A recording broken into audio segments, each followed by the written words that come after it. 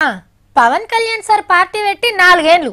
ఈ 4 ఏళ్ల కాలంలో ఆంధ్రాల పార్టీ మీటింగ్లు, అమరావతి రైతుల యాత్ర, ఉద్దానం కిడ్నీ సమస్యల మీద పోరాటం, ప్రత్యేక హోదా కోసం సభలు, అక్కడి ఎంపీలను గడిగేసుడు, చంద్రన్నను కలుసుకునుడు, సినిమాలు తీసుకుని నడిచింది.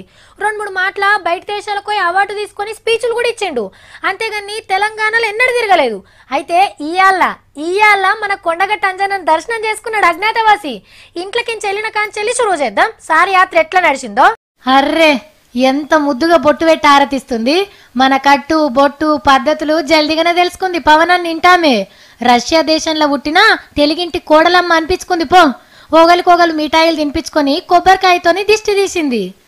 పార్టీ ఆఫీస్లోకి వెళ్ళి పవన్ సార్ బయటికి రాగానే ఫ్యాన్స్ ఎట్లేగబడ్డారో చూడుర్రి.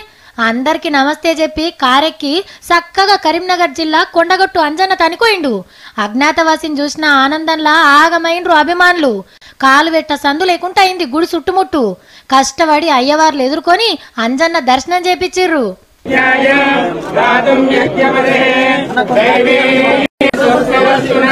ఇష్టమైన అంజన్నకు 11 లక్షల చందా రాసిండు అంజనీ పుత్రుడు.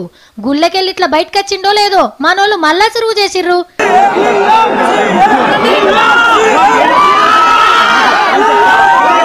సీఎం సీఎం అని అంటున్నారు కానీ ఏ రాష్ట్రానికి అనేది అయితే చెప్తలేరు అభిమానులు. తొవ్వపొంట అభిమానుల ఆత్రం చిన్నగా లేదనుకోర్రి.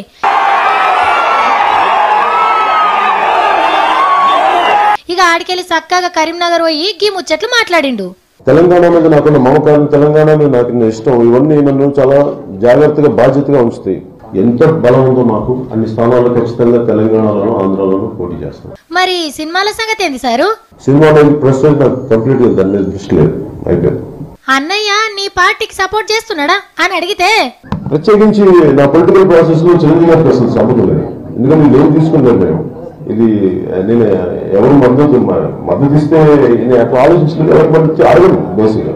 ఇక ఆఖర్లా మన సీఎం కేసీఆర్ సార్ గురించి గీ మాట అన్నాడు. ఆయన hard working CM, smart CM, ఆయన చేస్తా ఉన్నారు కదా, చేయగలిగేది ఆయన చేస్తా. ఎందుకంటే మాట్లాడు అయిపోయి బయటకు వచ్చినాక పవన్ అన్నకు జనసేన బైక్ ఇచ్చిండు అభిమాని.